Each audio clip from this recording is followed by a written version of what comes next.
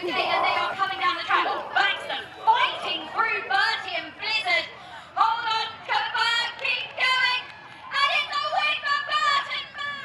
He's such a show. I wouldn't have he goes too big anyway. Okay, let's get you guys back to the top. 2, 1, let's go.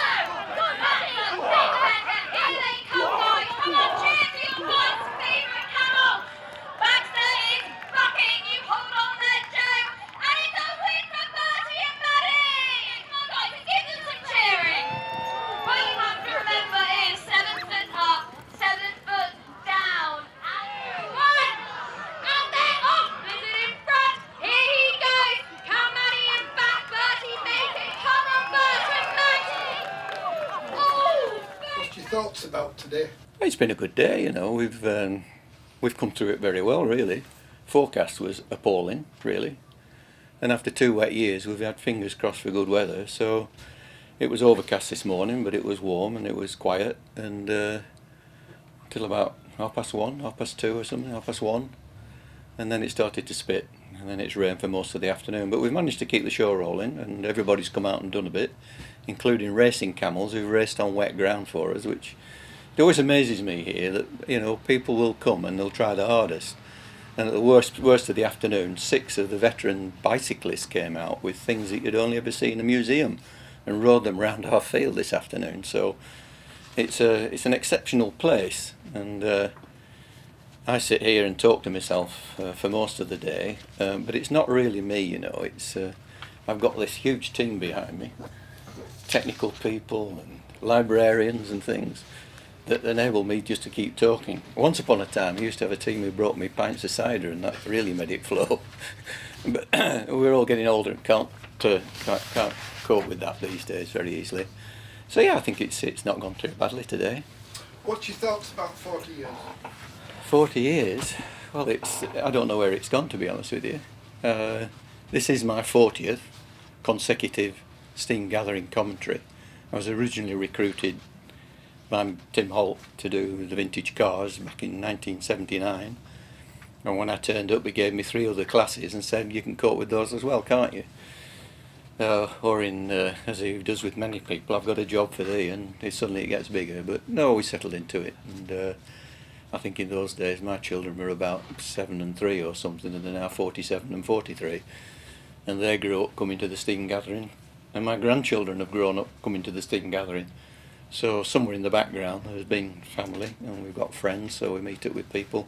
Sometimes people we only see once a year, and it's like yesterday, as they say, you know. It's there's a whole team spirit here, and people who work very, very hard, and I think I get the easy bit, you know, 2 days of sitting in a comfortable box talking to myself.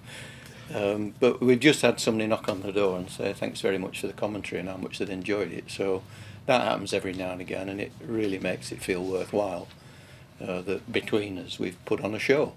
And today, that's been, you know, very much about what today's been. We've put on a show despite the weather, and we've managed to keep a crowd. We've managed to keep a full grandstand through a very wet afternoon, so it's gratifying that we're able to do that.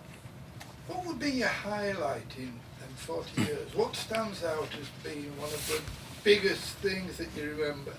I mean, I've got mine. No, I don't.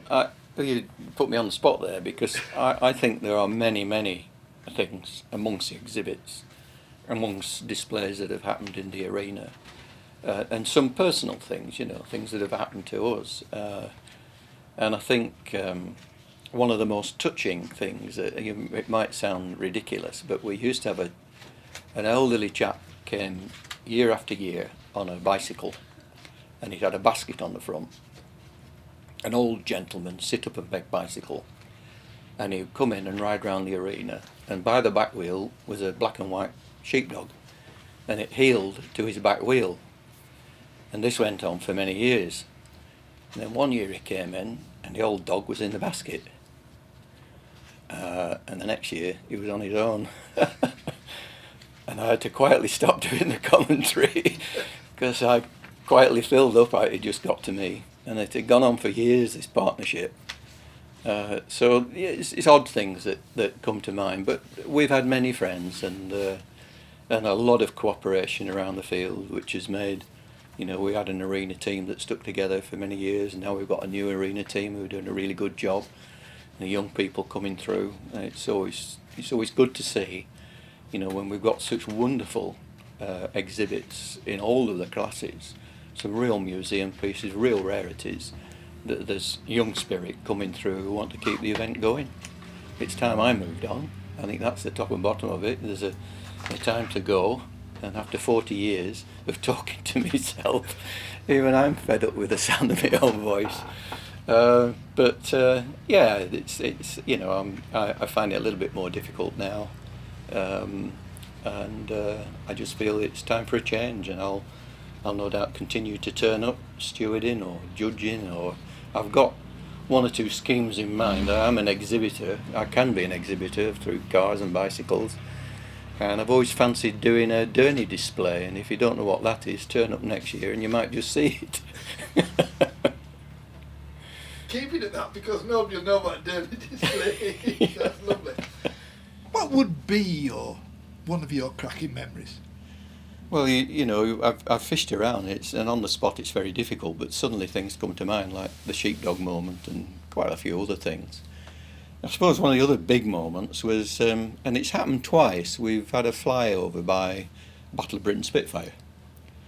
And I remember the first time, we were told roughly what time it was going to come, roughly, so we were doing our best to keep eyes open. We thought it was going to come in from the east, so looking out of this van east, you're looking out past Grange over towards Ingleton, basically, in Ingleborough. And it was a lovely sunny day, a little bit of high summer cloud, and somebody suddenly said, I think it's coming, and away in the east was a little black dot, and it got bigger and bigger, and suddenly this marvellous thing with a 24-cylinder V8 Merlin engine came whistling in, and it was around about one of the D-Day landing anniversaries, whether it was the 50th or the 60th, I can't remember, because I think it was something like the 70th this year, wasn't it? Something strange. It would be, yeah. No, not quite. Anyway, it was one of those anniversaries, something like that, and he came in, and we'd pre-warned people that we'd be having this fly past, and he came in and basically gave us a complete aerobatic display. And the whole place just came to a standstill, and you could have heard, other than the Spitfire, a pin drop. And it really was, it was spectacular, the sound of this thing and the flight and the timing and everything with the anniversary that it was covering.